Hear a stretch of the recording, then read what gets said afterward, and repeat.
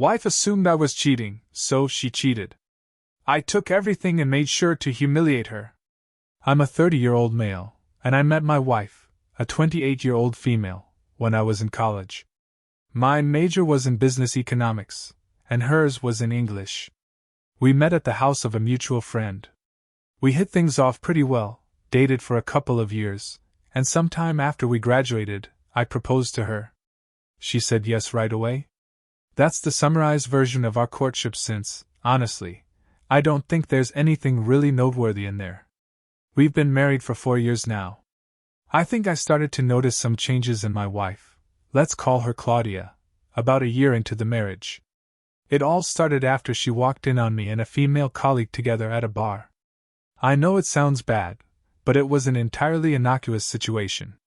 A bunch of us KIO workers went out after work for some drinks, which isn't an unusual occurrence.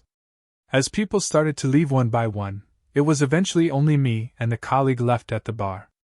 Claudia walked in with her friends and came over to say hi to us.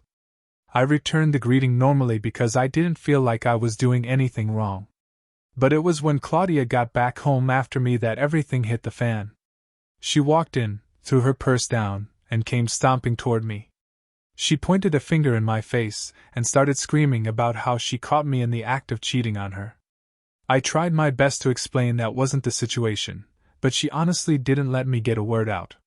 When she finally calmed down, only after calling me every horrible thing a person can call a cheater, I explained the situation to her, even showing her photos that the group of us had taken earlier that night.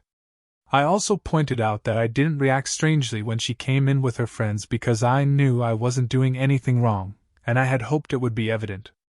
After my explanation, she said, "Okay," seeming to have finally understood.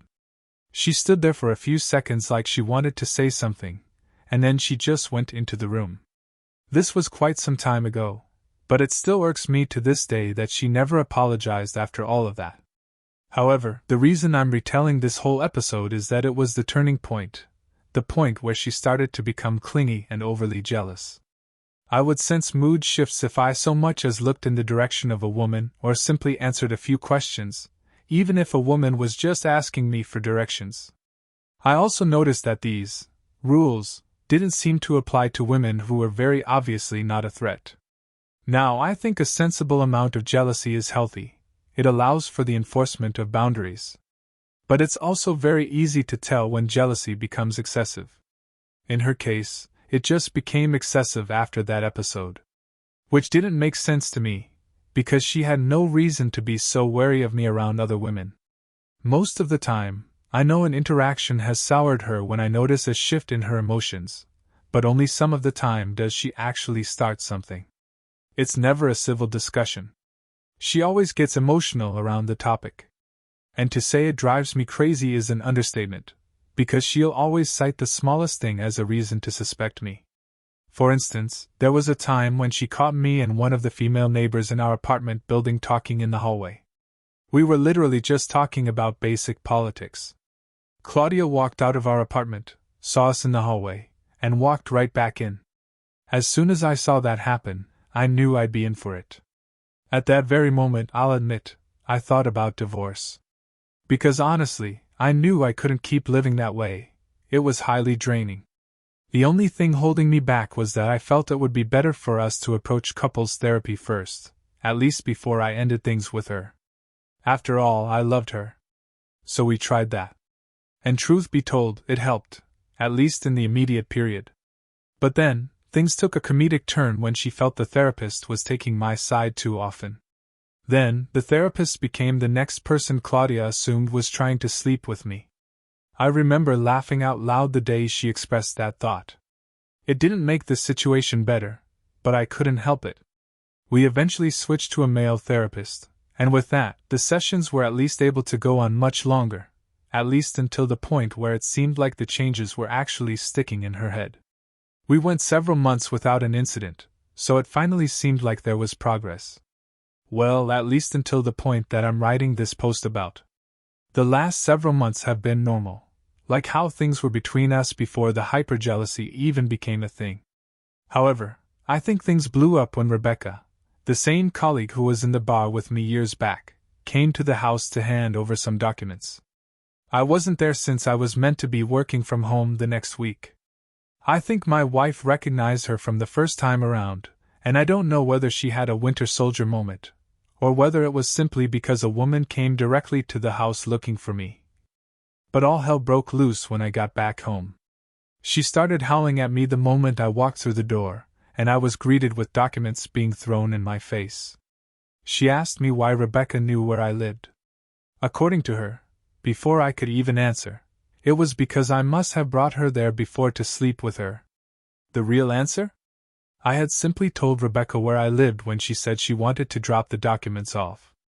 It didn't help that Rebecca is quite a curvy woman, so the whole thing then spiraled into a rant about how I must like women who are owed a lot more than she is, and that I must have been sleeping with them all over town. She even said she was going to get herself tested for STDs, because she was entirely convinced that I had cheated on her numerous times. Once she was done raving, I walked into the house, took a few basic things I would need, and walked out. I honestly had nothing to say to her, especially not in that state. I also knew that no matter what I had to say, it probably wouldn't enter her head, because when she's in that emotional state, the voice of reason doesn't get to her. I knew it'd be better for me to leave the house entirely. So I did that. I heard her shouting behind me, "Enjoy Rebecca's bed now!" This happened very recently, and I've been sleeping in a hotel since then. The thing is, I'm set on divorcing her. Because I really can't live several more decades of my life, best case scenario, dealing with a woman who thinks I'm cheating with every other woman in existence. The problem is, I know that the therapy sessions did help to some degree. And now I'm fighting with myself, trying to figure out whether I should try and attend sessions with her again, or whether I should just give up. I think this is the decision I need help with. So I'd love it if you could all give me your opinions and thoughts on the situation. Edit. I've seen several comments saying that I've already tried enough and I should just let go of our relationship already. I sort of agree, since I fear that no matter how many therapy sessions we attend together, it might just take one trigger for her to suddenly go back to being an overly jealous woman. I might not divorce her right away, but I've certainly warmed up to the idea more than I ever have. And I think that the next time this happens, I'm done. This isn't any way to live, to be entirely honest. And I'm getting tired of living my life under such tight control. I don't want to live with regrets, though. So I'm going to try to give her one more chance. If this happens just once more, I'm done. I'm not very optimistic, though, so I'm getting used to the idea of becoming single again. It is what it is. Oh, the joys of marriage, where I do, often turns into, "You did what?" faster than you can say. In sickness and in health. Sparks fly, dates happen, a proposal is made, and boom, the wedding bells ring. Fast forward a bit, and suddenly you're cast in a real-life drama where your wife is convinced you're the Casanova of coworkers. She catches you having a totally innocent drink with a female colleague, and the next thing you know, you're being accused of cheating. Claudia's new hobby? Policing your every interaction with women. If you so much as glance in the direction of a female, she's ready to launch World War II. You do what any sane person would do, pack your essentials and flee to the nearest hotel.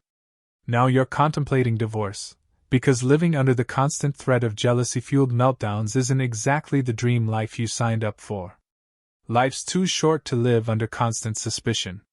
If Claudia can't find a way to trust you, then maybe it's time to write the final chapter in this saga and start fresh.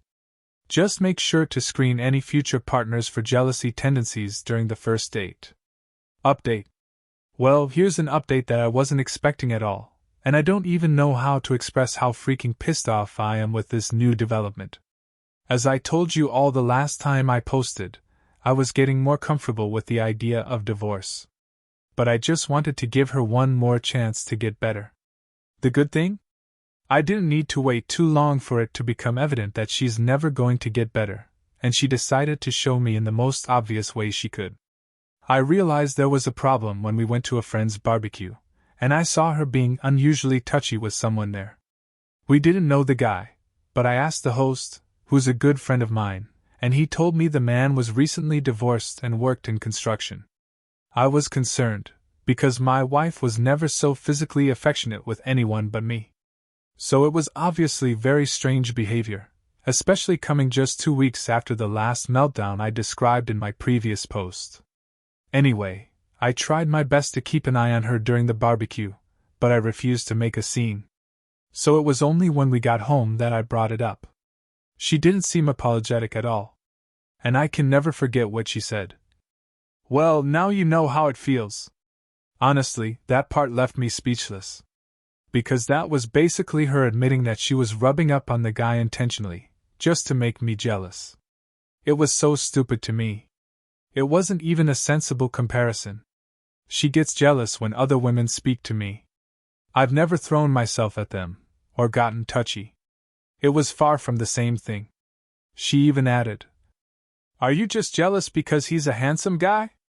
Because he's more fit than you?" At that point, I just walked out. Because I was starting to get to the point of anger where I wanted to hit something. She said nothing as I turned and left.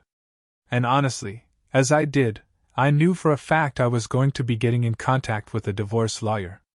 I didn't return to the house until 3 days later. The funny thing is, even if I hadn't already been sure, she set the decision in stone just a day later. I got a call from a friend who had hosted the barbecue. His name is Bill, and he sounded pretty serious. He said we should meet, so I agreed. When I got to him, he told me that his friend, the guy Claudia had been talking to, the one I had asked about, had called him. Apparently, the guy said he had hooked up with Claudia the day before, which was literally the day after I left the house.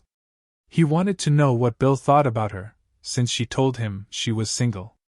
I must have zoned out at that point, because I honestly can't remember what was said after that. By hooked up, it seemed pretty clear that they had sex. And Claudia had presented herself as single to this man. The worst part? I might not have even found this crap out. If the other guy hadn't come to talk to Bill about it, I might never have known. My head was spinning at that point. I didn't know what to think. I didn't even know how to proceed in the immediate moment. Bill could see that I wasn't really paying attention, so he waited for me to come back to reality. He said that he had told the guy that Claudia was married, and the guy seemed genuinely shocked. Apparently, she had given no indication whatsoever that she was a married woman. The guy told Bill, "Forget I asked, and I'll forget about her immediately." As soon as Bill finished telling me all of this, I went home right away to confront her. I didn't rehearse anything. I was ready to let pure anger guide the way. Honestly, was there anything rehearsed that could better express how to handle someone who just cheated on you? When I walked back into the house, I wouldn't quite say she was in a good mood. But she was definitely more chatty than she normally would have been after something like that. She still had an obvious attitude, because the first thing she said was, "Didn't expect to see you back already," with a stupid grin on her face. She was clearly trying to rile me up, and it worked. Because the first thing I said was, "Shut up. I've never been so curt." She seemed genuinely taken aback by that. I followed up with, "You slept with the guy from the barbecue. Don't even think of denying it. You cheated on me, Claudia." She stood there for a few seconds before sheepishly saying, and I quote, "Now you know how it feels." It came out almost in a whisper, so I know she must have realized how stupid it sounded. I'm not proud of it, but I chucked one of our ceramic kitchen ornaments at her feet. I was pissed off by that comment, because I've never come anywhere close to cheating on this woman. So for her to call this retribution? To claim this was her get back? It was insane. I can't remember exactly what I said after that. I just remember a lot of cursing, screaming, and explaining. But I do remember telling her. She was crazy if she thought this made any sense. She had never once caught me even close to cheating. She constantly overreacted to the slightest interactions I had with women. She was delusional if she felt like I had ever shown even a hint of unfaithfulness. I pointed out to her, right there, That all the triggers she's blown up over have always been about what women did around me, not what I did to them. Despite the tens of times she's accused me of cheating, she's never had a single piece of real proof. It's always been in her head. And I told her, flat out, "You need help." I think that was the moment I let out every single thing I've ever wanted to scream at her. When I was done, she said nothing. Just stood there. Blank. I asked her if she had anything to say. She shook her head. Slightly. No words. So I told her to pack a few of her things and leave. Again, she just stood there. Then she walked into the bedroom. About an hour later, she came out with a suitcase. And I haven't seen her since. I definitely don't need help figuring out what to do next. I've already gotten in contact with a divorce lawyer, and I fully intend to F her in the split. I put up with this way too FFG much over the years. I'm exhausted. I'm annoyed. And I'm heartbroken that this is what it had to come to. I'll come back and update you all once the divorce is finalized and I know where I stand. So, you were getting comfortable with the idea of divorce. Thinking you'd give her one last chance to get better. Well, she sure didn't keep you waiting. At a friend's barbecue, you noticed her getting touchy-feely with some random guy. Turns out, he's recently divorced and works in construction, because nothing says happy marriage like your wife rubbing up on a stranger. Classic Claudia. You let loose everything you've bottled up over the years. Every baseless accusation. Every jealous tirade. And what's her response? Silence. Just a blank stare and a slight head shake. You tell her to pack her things and leave. She does. And you haven't seen her since. So here you are, finally calling the divorce lawyer. No more therapy. No more second chances. No more living under suspicion. This time, you're making sure the divorce stings. Consider it a long overdue reality check. Update 2.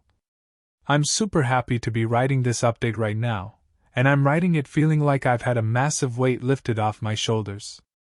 Honestly, I feel great. So, I wrote a post some time ago about my extremely jealous wife, who always assumed I was cheating on her or interested in other women. In quick succession, she made the decision to intentionally make me jealous, and then slept with the same guy she rubbed herself all over at a barbecue. That was the final straw for me.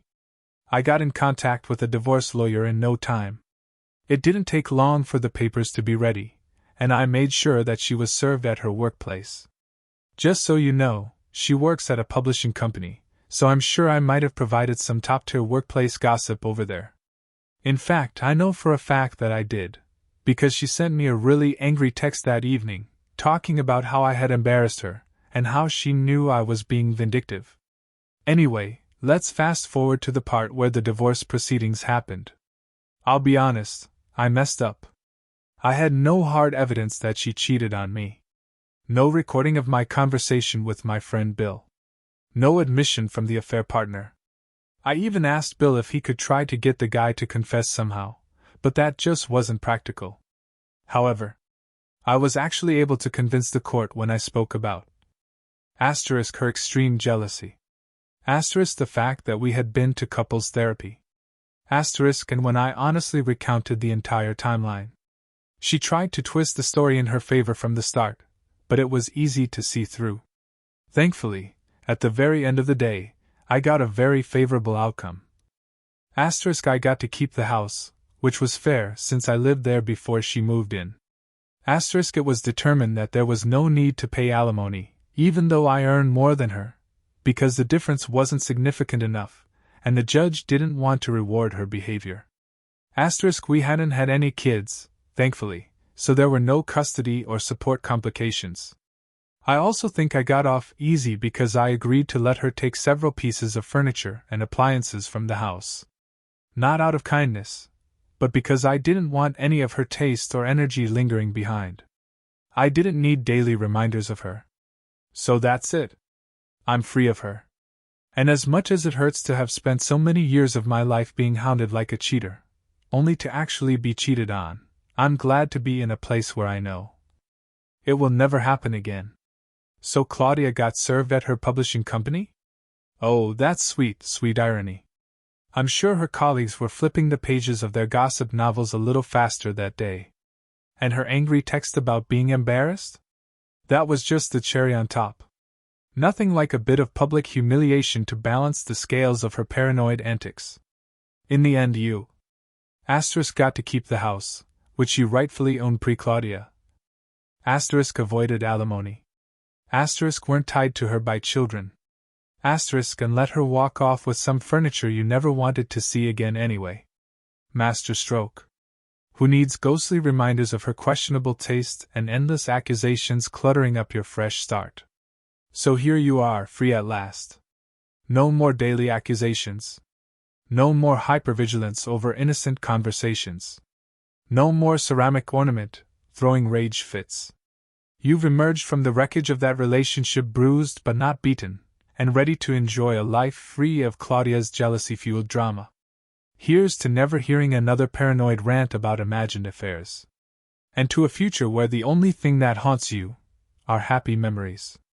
Cheers, OP. What would you have done? Let us know in the comments. And thank you for joining us today. Be sure to like and subscribe, and hit that notification bell so you don't miss out on our next video. Tune in next time.